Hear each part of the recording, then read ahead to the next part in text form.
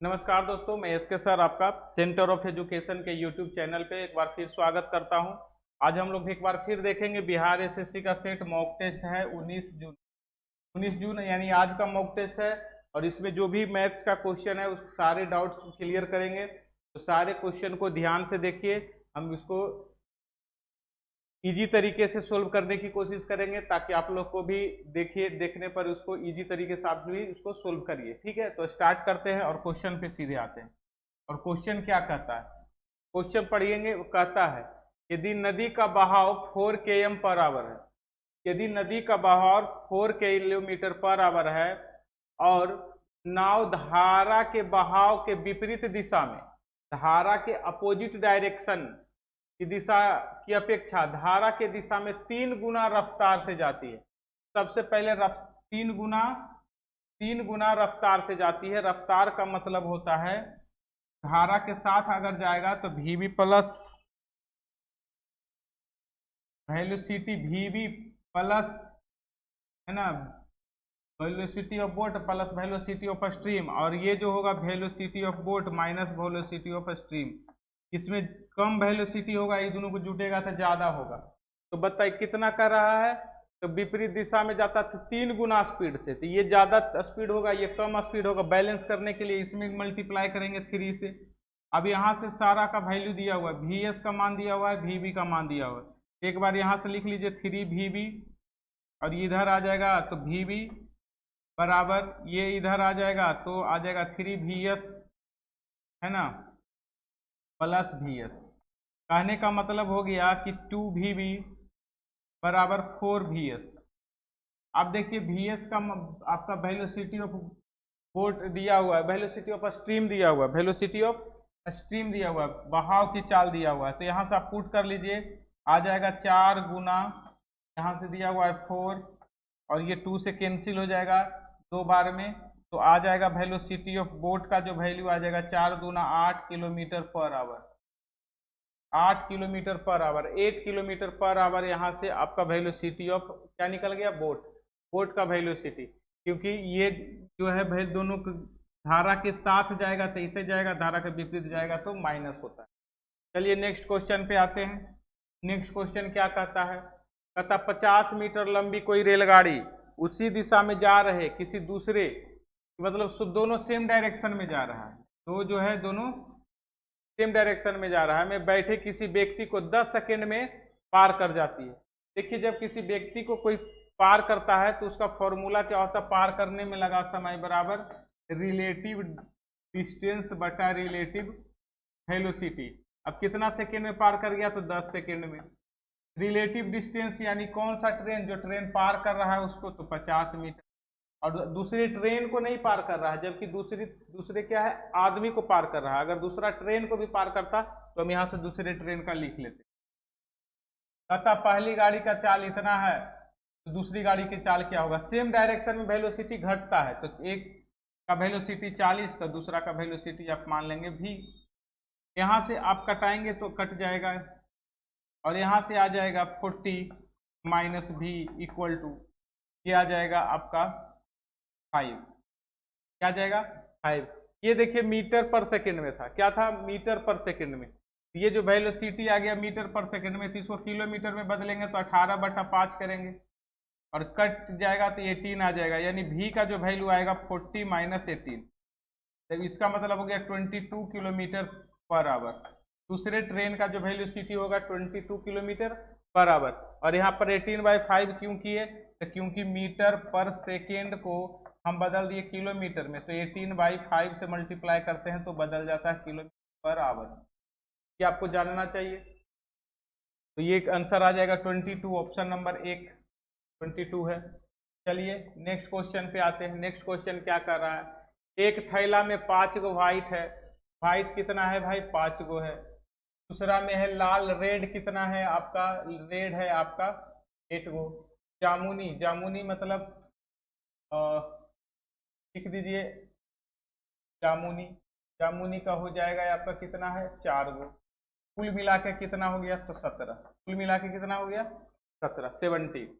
तो कहता है जामुनी गेंद प्राप्त नहीं होने की प्रायिकता, तो हम निकालेंगे जामुनी गेंद प्राप्त होने की प्रायिकता, हम निकालेंगे जामुनी गेंद मिलने की प्रायिकता। तो जामुनी गेंद मिलने की प्रायिकता कितना है, तो यहाँ पर हमको जामुनी गेंद मिलने की प्रायिकता जो है तो कितना जामुनी गेंद है, तो 4, और कितना है टोटल, तो 17। तो जामुनी गेंद मिलने की प्रायिकता कितना है, 4/17। वो पूछ रहा है नहीं वाला बताइए, मैंने निकाल दिया कि मिलने की प्रायिकता मतलब प्रोबेबिलिटी जो है, जामुनी गेंद मिलने की प्रोबेबिलिटी कितना है, तो 4/17। तो नहीं मिलने की प्रोबेबिलिटी कितना हो जाएगा, तो इसमें से इसको घटाएंगे तो आ जाएगा 13/17। कितना आएगा, 13। तो ये आपका आंसर होगा 13/17। 13/17 का मतलब होता है, इसको पॉइंट में करिएगा तो 0.77, तो पॉइंट में लिखिएगा तो कितना आ जाएगा, 0.77। पॉइंट में करेंगे तो 0.77 लगभग में आएगा, और आपका यही आंसर होगा। चलिए नेक्स्ट क्वेश्चन पे आते हैं। नेक्स्ट क्वेश्चन में कहता है k का मान ज्ञात करिए, समीकरण इतना के लिए मूल समान है। देखिए मूल समान मतलब रूट्स इक्वल, और रूट्स इक्वल का मतलब होता है d का वैल्यू होगा 0, और d का मतलब होता है b² - 4ac इक्वल टू 0। इसका मतलब हो जाएगा b² बराबर 4ac, b² बराबर होगा 4ac के। अब b² का मान कौन सा है, यहाँ पर देख लीजिए k, तो यहाँ पर हम लिख सकते हैं k² equal to 4ac। 4a का मान आपका दिया हुआ है 2, और c का मान दिया हुआ है 3, 3 दूना 6 चौका 24, यानी k का जो वैल्यू मिल गया वो आ गया √24। मतलब कहने का मतलब 6 चौका 24 का मतलब होता है 2√6। क्या आ जाएगा, 2√6। कितना मिल गया k का वैल्यू, 2√6। ऑप्शन नंबर है ना सी, ऑप्शन नंबर सी, ठीक है, 2√6। आगे बढ़ते हैं। चलिए चलिए कहता है एक संख्या का 4/7, मान लेते हैं वो संख्या होगा x का 4/7 बराबर है दूसरी संख्या के 40% का। तो दूसरी संख्या मान लेते हैं y है, उसका 40% मतलब इतना। देखिए 4 से 4 कैंसिल हो गया, x/y का जो मान आ गया वो आ गया 7/10। कितना आ गया, 7/10। तो पूछ रहा है प्रथम संख्या और दूसरी संख्या का अनुपात क्या होगा, तो यही आंसर होगा 7/10, ऑप्शन नंबर बी। ये काफी इजी क्वेश्चन था, सिंपल का क्वेश्चन था। इस क्वेश्चन का आंसर 7/10, सिंपल क्वेश्चन था। नेक्स्ट क्वेश्चन देखिएगा, एक निश्चित राशि का 4% की दर से, देखिए रेट ऑफ इंटरेस्ट अगर आपका 4% है और ईयर आपका दिया हुआ है 2 ईयर्स, तो यहां से एस आई जो निकलेगा वो आ जाएगा 4 दूना 8%। कितना परसेंट, 8%। बट एस आई सी का निकालिएगा, सॉरी सी आई निकालिएगा, तो सी आई हो जाएगा 8, 4 + 4 8.16। कितना परसेंट, 16%। तो बोला है कि पहले ए सी आई लिखिए उसके बाद एस आई लिखिए। पहले अगर सी आई लिखेंगे तो हो जाएगा 8.16 डिवाइडेड बाई 8, और ये पॉइंट कटाएंगे तो 00, और इसको कटाएंगे जो ऑप्शन से कट रहा है उससे कटा लीजिए। अगर हम इसको कटाना चाहते हैं तो अगर 8 से कटाना चाहते हैं तो आ जाएगा 100, और 8 से कटाना चाहते हैं तो आ जाएगा 1, 8 दूना 16, 102, और कट जाएगा ये भाई, क्या आ जाएगा 51/50। क्या आ जाएगा 51/50। किसमें है दिया हुआ 51/50, option number C. Option number C में दिया हुआ 51/50। तो यहाँ से हम सी आई 8.86, सी आई निकला कैसे 8.86, तो ये भी फॉर्मूला 8 + 8 + 8 × 8/100, इसी से निकला। नेक्स्ट क्वेश्चन पे आते हैं। चलिए कौन सी 5 माह की किस्त है, ध्यान से देखिएगा, कौन सी 5 माही किस्त 9,400 कितना है 94,500 के ऋण को 1.1/4 वर्ष, ठीक है,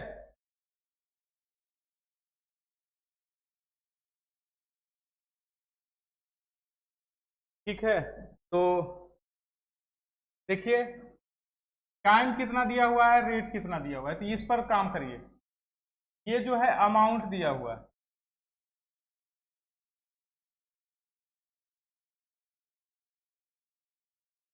ये जो है अमाउंट दिया हुआ है, अमाउंट आपका कितना दिया हुआ है 94500।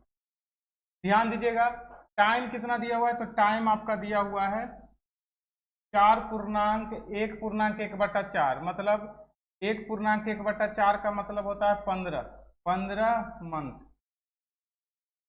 ध्यान दीजिएगा 1.1/4 वर्ष का मतलब होता है 15 महीना।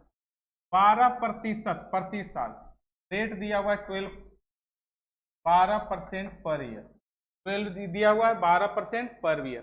कहता है सर 5 महीने का किस्त लगाना है, 5 महीने पर किस्त लगाना है। तो आप बताइए 5 महीने पर किस्त लगाइएगा तो 15 महीना है तो कितना किस्त लगेगा, तो लिख 3 किस्त लगेगा। 5 महीने पर 15 महीने का कितना किस्त लगेगा, तो 3 किस्त लगेगा।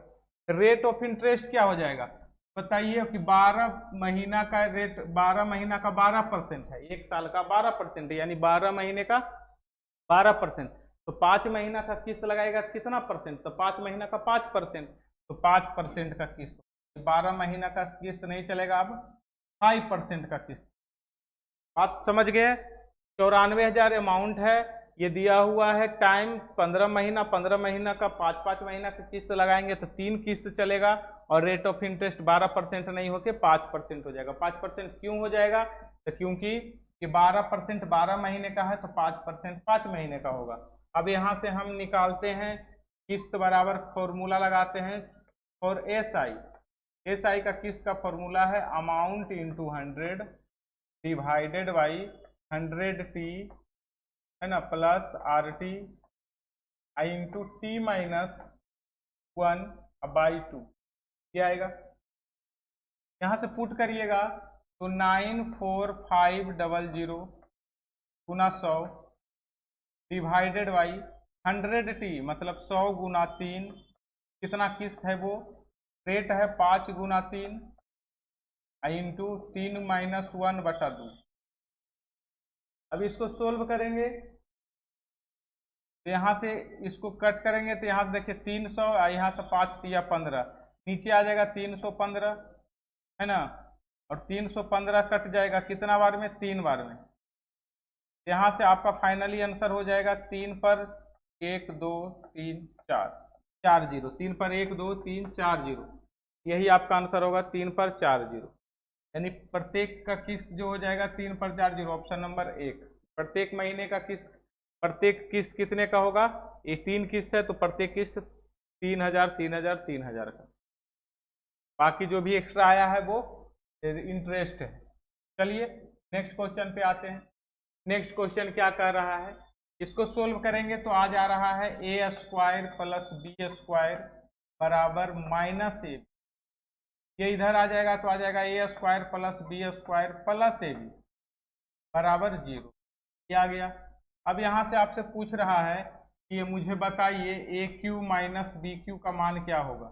AQ माइनस BQ का फॉर्मूला होगा a minus b into a² plus b² plus ab। और देखिए इसका जो मान है वो 0 और पहले से लाए हुए हैं तो 0 हो जाएगा, तो 0 को मल्टीप्लाई करिएगा तो 0 आपका आंसर होगा। क्या हो जाएगा 0, पहले ही हम इसका मान 0 ला चुके हैं, तो 0 को अगर मल्टीप्लाई करिएगा किसी भी टर्म में तो 0 आ जाएगा, तो यहाँ से AQ माइनस BQ का आंसर आ जाएगा। ठीक है, चलिए नेक्स्ट क्वेश्चन पे आते हैं। नेक्स्ट क्वेश्चन कहता है एक शंकु की त्रिज्या और तिर्यक ऊंचाई, एक शंकु बनाइएगा तो ऐसे बनेगा, और शंकु की त्रिज्या होता है और ऊंचाई दिया हुआ है। देखिए कि शंकु की त्रिज्या क्या हुआ है 5, और तिर्यक ऊंचाई ये है, इसको दिया है 7, ये 7x है, ये 5x। वक्र पृष्ठ क्षेत्रफल, वक्र पृष्ठ क्षेत्रफल दे चुका है, तो वक्र पृष्ठ क्षेत्रफल मतलब curve surface area, curve surface area होता है πRL इक्वल टू दिया हुआ है 1700 176/0, 22/7 यहाँ यूज करना है। R का मान दिया हुआ है देखिए 5x, और L का मान दिया हुआ आपका 7x, बराबर 1760। जो कट रहा है उसको कटा लीजिए।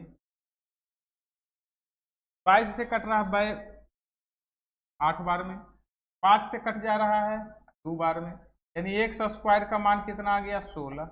एक्स का मान कितना मिल गया आपको 16, तो आ जाएगा कितना 4। एक्स का मान कितना मिल गया 4। अब आपसे पूछा है तो इसकी त्रिज्या बता दीजिए। भाई 4 अगर एक्स का मान आ गया तो त्रिज्या कितना हो जाएगा, 5 गुना 4 रेडियस कितना हो जाएगा 20। 5 गुना 4 रेडियस 20 होगा ऑप्शन नंबर। अगर बोलता तिर्यक ऊंचाई कितना होगा तो 7 चौका 28, ये आता। जो पूछता है वो आंसर करते हैं, ठीक है। चलिए ये क्वेश्चन था, ये क्वेश्चन का सिंपल अच्छा तरीका से ढंग का आंसर आया। एक और क्वेश्चन है, कहता 100 संतरे को 60 रुपये में खरीदे। अगर हम 100 संतरा खरीदते हैं तो उसके लिए मुझे 60 रुपीज देना पड़ता है। 100 संतरे के लिए मुझे 60 रुपीज देना पड़ता है और 15% और मेरा खर्च हो जाता है, तो मतलब 115/100 मुझे देना पड़ जाता है। 115/100 मुझे देना पड़ जाता है, यानी ये तो इतना तो मेरा कॉस्ट प्राइस आ गया। अब इस सामान को कह रहा 20% लाभ में बेचेंगे, 20% लाभ में बेचेंगे तो इस सामान को कितना में बेचेंगे 120/100 में बेचेंगे। 120/100 में बेचेंगे। तो जो कट रहा है उसको कटा लीजिए। देखिए 2 जीरो से 2 जीरो कट गया, 2 जीरो रह गया। जो मल्टीप्लाई करना है उसको कर सकते हैं, वैसे इसको भी कटा सकते हैं। 23 बचे और यहाँ से कट जाएगा 3 दूना, यहाँ से 1 जीरो कट जाएगा, बाकी रहने दीजिए। 23 तिया 69, 6 पर 9 गुना 12 बटा परनमा 108, बाकी बच गया 10, 12 पच्चे 60, 12 छक 72 और 10 82। 82 रुपया 80 पैसा। 82 रुपया 80 पैसा कहाँ आ गया, ऑप्शन नंबर सी। तो सीधा क्वेश्चन था कि 60 रुपया के सामान को पहले हमको कुछ खर्च हो गया, फिर उस सामान पर हमको 20% प्रॉफिट चाहिए, तो कितना में बिकेगा वो सामान, तो 82 रुपया 80 पैसा में बिकेगा। और ये आपका सेलिंग प्राइस है। तो यही पूछ रहा है 100 संतरे को कितना में बेचा जाएगा, तो 82 रुपया 80 पैसा में बेचा जाएगा। चलिए एक और क्वेश्चन है, कह रहा है एक्स और वाई काम को 15 दिन में करता है और ये 20 दिन में करता है, ये दे है।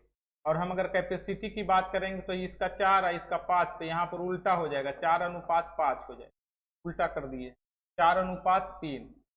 4:3 कैसे, इस दोनों को कटाइएगा तो आ जाएगा 3:4, 3:4 आएगा। तो यहाँ पे जो कैपेसिटी होता है वो रिवर्स होता है, उल्टा होता है, तो 4:3 आ जाएगा कैपेसिटी। आगे कहता है जेड की क्षमता, जेड की क्षमता जो है कैपेसिटी एक्स की का, एक्स मतलब 4, एक्स मतलब 4, 4 का 5/2, 2 से कट गया यानी कितना आ गया 10। जेड का कैपेसिटी कितना आ गया 10। तीनों का कैपेसिटी मालूम हो गया, एक्स का कैपेसिटी 4, वाई का 3 और जेड का 10। कहते हैं एक्स वाई जेड तीनों साथ मिलके काम करता है, तो तीनों साथ मिलके काम करता है तो तीनों का कैपेसिटी लिख लीजिए कितना होगा 10, 3 13 और 4 17, 17 तीनों का कैपेसिटी 17। कितने दिनों में पूरा करेगा, तो अगर x plus y plus z तीनों मिल के काम करेगा तो उस तीनों का कैपेसिटी कितना है 17 कैपेसिटी। और जिसका दिया गया या तो ये दोनों को गुना कर दीजिए, नहीं तो ये दोनों को, तो 15 चौका 60, 4 गुना 15, इतना ही आंसर हो जाएगा, यानी 60/17 आपका आंसर होगा। 17 तिया 51, ऑप्शन नंबर कितना आ गया 17 51 9 60, ये आपका आंसर हो जाएगा, यही 60/17, 60/17। चलिए नेक्स्ट क्वेश्चन आते हैं। 9 अंकों की संख्या दिया गया है, 72 से विभाजित करना है। कौन सा संख्या है 8 3 x 9 3 6 7 8 y। और ये कहानी है 72। 72 का मतलब होता है 9 और 8 से कटाना, 9 और 8 से कटाना। 8 का कटाने का सीधा सीधा फॉर्मूला है, अंतिम 3 अंक कटना चाहिए। 8 से कटाने का सीधा फॉर्मूला है अंतिम 3, 9 8 72, बच गया 6, 8 से कौन कटेगा, तो 6 से 8 से कटता 64, यानी बाई का मान सीधा सीधा 4, 64 आएगा तो कट जाएगा। तो बाई का मान निकल चुका है, एक्स का मान निकालना है। तो उसके लिए 9 का डिजिबिलिटी रूल याद करिए। और 9 का डिजिबिलिटी रूल क्या कहता है? तो 9 का डिजिबिलिटी रूल कहता है कि सबको ऐड कर दीजिए। तो 8 4 ये 4 है, 8 4 12, 12 7 19 25, 25 और 3 28 और 9 को रहने दीजिए, कट जाएगा। 28 जो होता है, 28 को अगर जोड़िएगा तो 8 और 2 10 होता है, ठीक है। तो 10 कर लीजिए, 10 3 13 और 13 और 8 को अगर हम ऐड करेंगे तो आ जाएगा आपका 21। 21 प्लस x, 21 को भी ऐड करेंगे तो 2 1 3, यानी 3 प्लस x को डिवाइड होना चाहिए 9 से। x का मान क्या रखिएगा? x का मान 6 रखिएगा, तब जाके ये डिवाइड होगा, यानी यहाँ पर x का मान 6 रखा जाएगा। अब आपसे पूछ रहा है कि 3x माइनस 2y का जो वैल्यू होगा क्या होगा? 3 का मतलब 3 होता है, x का मतलब 6, 2 गुना y का मान दिया हुआ है भाई, y का मान 4, 4 दूना 8, 6 तिया 18, मतलब कि 10 आना चाहिए। कितना आया? 10। Option number B. तो डिजिबिलिटी रूल अगर याद है तो बन जाएगा, नहीं याद है तो फिर मुश्किल है, नहीं बनेगा। चलिए नेक्स्ट क्वेश्चन पे आते हैं। चक्रवृद्धि ब्याज पर निवेश की गई राशि 3 वर्ष में प्राप्त मिश्रधन 7800 रुपया है। अब 5 वर्ष में देखिए, अमाउंट का अगर आपको पता है तो अमाउंट का फॉर्मूला यूज करेंगे। अमाउंट का फॉर्मूला होता है P1 प्लस R बटा 100 का पावर n, यानी टाइम पीरियड। तो अब यहाँ से अगर हम 5 वर्ष का यूज करते हैं तो हम लिखेंगे P इंटू 1 प्लस R बटा 100 का पावर 5, और फिर इसके बदले लिखना पड़ेगा 11 2 3 2, और इसको फिर सोल्व करेंगे तो P इंटू 1 प्लस R बटा 100 का पावर 3, इसका वैल्यू दिया हुआ है 78। ये देखिए P से P कैंसिल हो गया, ये सेम बेस है तो घट जाएगा, तो आ जाएगा 1 प्लस R बटा 100 का पावर। ये भाई कटेगा, ये कटेगा, और ये जब कटता है तो ये आ जाएगा 36/25। क्या आ जाएगा? 36/25। कटाइएगा तो ये इधर आके अंडर रूट हो जाएगा, तो आ जाएगा 1 प्लस R/100 का जो वैल्यू है वो आ जाएगा आपका 6/5। ये 1 आके घटेगा तो आ जाएगा R/100 इक्वल टू 1 आके घटेगा तो 1/5। 5 से कट जाएगा तो R का वैल्यू मिलेगा आपको 20%। कितना मिलेगा? 20%। R का वैल्यू 20% मिलेगा। तो कहता है यदि प्रतिशत ब्याज की दर आधा ज्ञात करिए।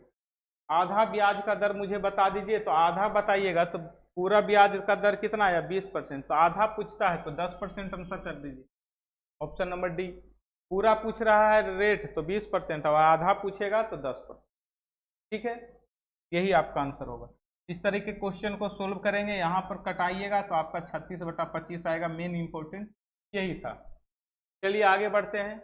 इस क्वेश्चन के लिए कह रहा है कि 0.0289 डिवाइडेड बाई 3.61।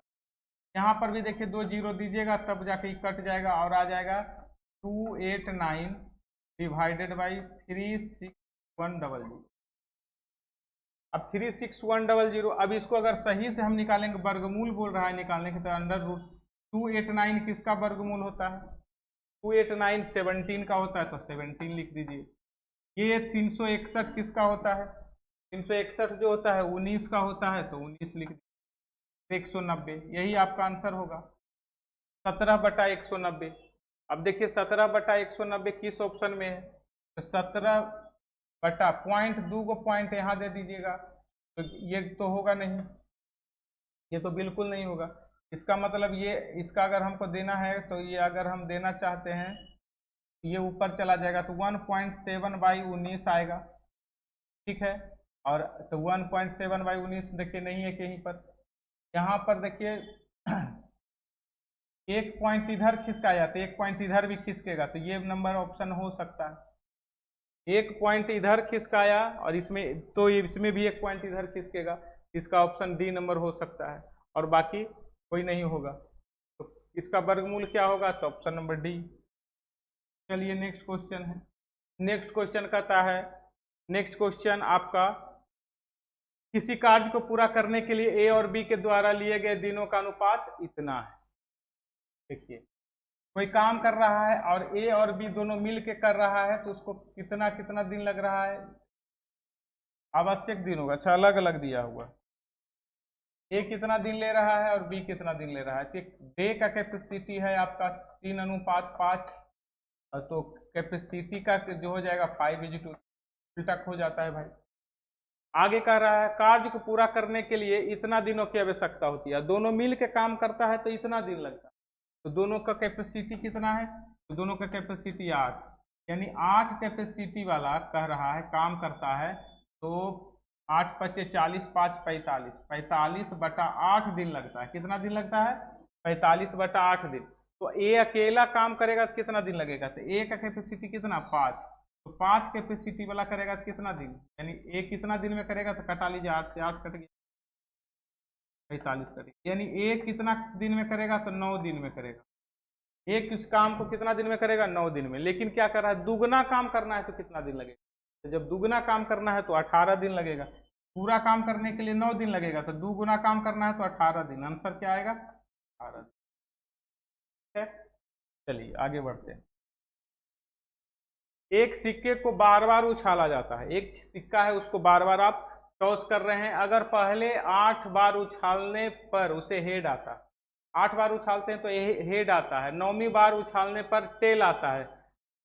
तो 9वीं बार उछालने पर टेल आने की प्रायिकता क्या होगी, 9वीं बार उछालने पर टेल आने की प्रायिकता 1/9 होगा। 9वीं बार उछालने की प्रायिकता वो 1/9 होगा, क्योंकि 9 बार उछाल 9वां बार उछाल रहे हैं तो 1/9 होगा। ये तो सिंपल था। चलिए आगे कहता है 2 और 3 के बीच 90 डिग्री कब बनेगा, तो 90 डिग्री कब बनेगा, तो एंगल का फॉर्मूला होता है 11 गुना मिनट प्लस माइनस है ना 60 इंटू आवर डिवाइडेड बाई 2। अब इसी पर बैठाइएगा। अगर आपको 90 डिग्री चाहिए, 90 डिग्री मतलब एंगल 90 चाहिए तो 90 पुट कर लीजिए। 90 आइए 2 इधर मल्टीप्लाई कर लीजिएगा, तो 90 इंटू 2 बराबर 11 गुना मिनट प्लस माइनस 60 गुना आवर का मतलब होता है 2:03, 2 और 3 के बीच में तो 2 लिखेंगे छोटा वाला, तो 2। अब यहाँ से आ जाएगा 11 मिनट बराबर, ये माइनस लीजिएगा तो इधर आके जुट जाएगा, 9 दूना 18 और 6 दूना 12, यानी 300 मिनट का कितना लगेगा, तो 300/11 मिनट कितना आएगा, इसको जोड़ेंगे तो 11 दूना 22, 8 आएगा 11 7 77, माना कि 27 मिनट। 27 मिनट कहाँ दिया हुआ है, देखिए ऑप्शन नंबर सी, 2:27.3/11 मिनट। तो सही से निकालिएगा तो 3/11 आएगा। कितना मिनट आपको लगेगा पूरा का पूरा 90 डिग्री एंगल बनाने में 2 और 3 के बीच में, ठीक है। चलिए नेक्स्ट क्वेश्चन देखते हैं। नेक्स्ट क्वेश्चन कह रहा है तो 5 का पावर n-2 गुना 3 का पावर 2n-3 का मान है 135। 135 का मतलब होता है 27 गुना 5, 27 का मतलब होता है 3 का पावर 3 गुना 5 का पावर 1। अब यहाँ से हम 5 को अगर लेते हैं तो 5 का पावर n-2 बराबर होगा 5 का पावर 1, n-2 बराबर 1, n का मान कितना आ गया 3। यही तो पूछ रहा है n का मान कितना होगा, n का मान 3 आपका आ जाएगा। जिससे भी बनाइएगा, दूसरा कैटेगरी से बनाइएगा तो उससे भी आ जाएगा। तो n का मान यहाँ पर क्या मिल गया 3। चलिए नेक्स्ट क्वेश्चन पे आते हैं। नेक्स्ट क्वेश्चन में कह रहा है a प्लस बी, तो इसका फॉर्मूला लिखिए a plus B plus C का होल स्क्वायर बराबर a square plus B square plus C square plus 2 into A B plus B C plus C A. ये आपसे पूछ रहा है तो आप क्या करेंगे, इसका वैल्यू पुट करेंगे। इसका वैल्यू दिया हुआ है कितना जी 40 plus 2 into A B plus B C plus C. अब यहाँ से हम निकाल सकते हैं A B plus B C plus C A का मान आ जाएगा -40/2, यानी कि -20 आएगा। कितना आएगा -20। लेकिन ये पूछ रहा है कि सभी में 4 से गुना करके मुझे बताइए। सभी में 4 से गुना करिएगा तो गुना 4, तो इसमें भी कर दीजिए गुना 4, 80, -80 आंसर आएगा ऑप्शन नंबर सी में। -80 ऑप्शन नंबर सी, यही आपका आंसर होगा। ठीक है, चलिए आगे कर बढ़ते हैं। आगे कहता है एक पिता की आयु उनके 2 बच्चों की आयु के योग का 3 गुना है। इन प्रेजेंट जो है फादर का जो एज है, बच्चा का मान लेते हैं एज x और y होगा, दोनों का योग x + y। यहाँ पर आ जाएगा x + y से कितना गुना है, 3 गुना है, गुना 3। इन प्रेजेंट कर रहा है जो 2 बेटा है x और y, उसका 2 बेटा है, दोनों का एज का जोड़ का 3 गुना फादर का एज है प्रेजेंट, ये लिख दिए। 6 साल के बाद, 6 साल के बाद इसका एज क्या हो जाएगा, x + y। अब प्लस 6 नहीं, क्योंकि 2 आदमी है, दोनों में 6 और 6 दोनों में ऐड होगा तो 12। कितना आएगा, x + y + 12। अब यहाँ पर कह रहा है कितने 6 वर्ष बाद दोनों बच्चे की आयु का योग का दुगना हो जाएगा, यानी 6 साल इसमें भी ऐड करिएगा तो 3 × x + y। इनमें भी 6 साल ऐड करिएगा क्योंकि 6 साल बाद इसमें भी 6 ऐड होगा। अब क्या कहता है, अब जो इनका एज होगा, इनके एज का दुगना होगा। दुगना करने के लिए किसमें मल्टीप्लाई करेंगे, तो इसमें। चलिए सोल्व कर लेते हैं। यहाँ पर देखिए आ जाएगा, मल्टीप्लाई करेंगे तो 2 × x + y + 24। ये 2 × x + y इधर आके घटेगा तो x + y बराबर 24 - 6 बराबर 18। x + y का मान आ गया 18। आपसे पूछ रहा है तो पिता की आयु ज्ञात करें। पिता की आयु कितना है, तो पिता की आयु ज्ञात करिए। तो पिता की ओरिजिनल आयु कितना है, तो 18। x + y का मान आ गया तो यहाँ से पुट कर लेंगे 3 × 18, 18 × 3 = 54, 54 ईयर ऑप्शन होगा, आंसर होगा। तो प्रेजेंट एज जो है पिता का 54 ईयर है। अगर 6 साल के बाद का एज पूछता तो 60 साल आता। इन प्रेजेंट क्योंकि x + y का मान 18 आ गया तो 18 × 3 = 54 साल फादर का एज होगा। चलिए नेक्स्ट क्वेश्चन पे आते हैं। नेक्स्ट क्वेश्चन क्या कहता है, 5 पेंसिल 4 रबड़ की कीमत 13 रुपया है। 5 पेंसिल प्लस 4 रबड़ की कीमत जो है 13 रुपया है। 9 पेंसिल प्लस 5 रबड़ की कीमत 19 रुपये। कटाएंगे, सोल्व करेंगे, आंसर आएगा। बच्चा यहाँ इसको 9 से गुना कर दीजिए, इसको 5 से कर दीजिए, ये कट जाएगा। देखिए 9 × 5 = 45, 9 × 45, यहाँ माइनस कर लीजिए, यहाँ माइनस कर लीजिए। 9 चौका 36 और 5 × 5 = 25, 11 यार बराबर 13 × 10 = 130, 13 117 और 19 × 5 = 95, घटा लीजिए, घट जाएगा तो 17 और 5 = 22 आता है। यानी आर का जो मान आएगा, एक आर यानी एक रबड़ का जो दाम आएगा 2 रुपया। एक रबड़ का दाम 2 रुपया। जब एक रबड़ का दाम इसमें पुट करिएगा 2 रुपया तो 4 दूना 8 रुपया, 8 रुपया इधर आके घट जाएगा 13 में तो 5 बचेगा। यानी एक पेन का जो दाम है 1 रुपया, एक पेन का दाम 1 रुपया टिकले का। पूछ रहा है 6 पेंसिल प्लस 3 रबड़ का दाम क्या होगा, तो 6 × 1 + 3 × 2, 6 + 6 बराबर 12 रुपये। ऑप्शन नंबर कहाँ है जी, 12 रुपया बी। कैलकुलेट करेंगे तो 6 + 6 = 12 आपका आएगा आंसर। ठीक है, चलिए बहुत अच्छा है। एक छात्र ने गलती से एक संख्या को 5/2 के बजाय इतना लिख दिया। त्रुटि कितना हुआ, 5/2 - 2/5 का, ये त्रुटि हुआ। इंटू 100 डिवाइडेड बाई, किससे त्रुटि हुआ है ना, किससे त्रुटि हुआ, तो आप यहां से निकाल सकते हैं। इसको सोल्व करिएगा, इसको जरा सा सोल्व करिए तो आ जाएगा 10 है ना, 25 - 4 21/10 गुना 5/2 क्या आएगा, 5/2 पर आ जाएगा। 0 से 0 कटा लीजिए, यहाँ पर 5/2 लिख दीजिएगा। कितना से त्रुटि आया थी, इतना से कैंसिल हो जाएगा, 0 से 0 कैंसिल, 5 से 2 बार में कैंसिल, 21 गुना 4, 21 गुना 4, 21 चौका 84, 84% का त्रुटि आया। इसका कितना का त्रुटि आया? 84% का। नीचे में लिखाएगा 5/2। चलिए आगे पढ़ते हैं आज का लास्ट। कहता है एक समूह में 36 आदमी है, जहां प्रत्येक व्यक्ति दूध या चाय पीता है। एक मिल्क वाला है और दूसरा चाय वाला है। ये मिल्क वाला है और ये टी वाला है। कहता है कम से व्यक्ति कुछ न कुछ पीता ही है। 18 व्यक्ति चाय पीते हैं लेकिन दूध नहीं पीता। 18 व्यक्ति के बारे में फिक्स हो गया कि चाय पीता है लेकिन दूध नहीं पीता, ये सिर्फ 18 इसमें रहेगा। लेकिन 22 व्यक्ति के बारे में लिखा है कि चाय पीता है।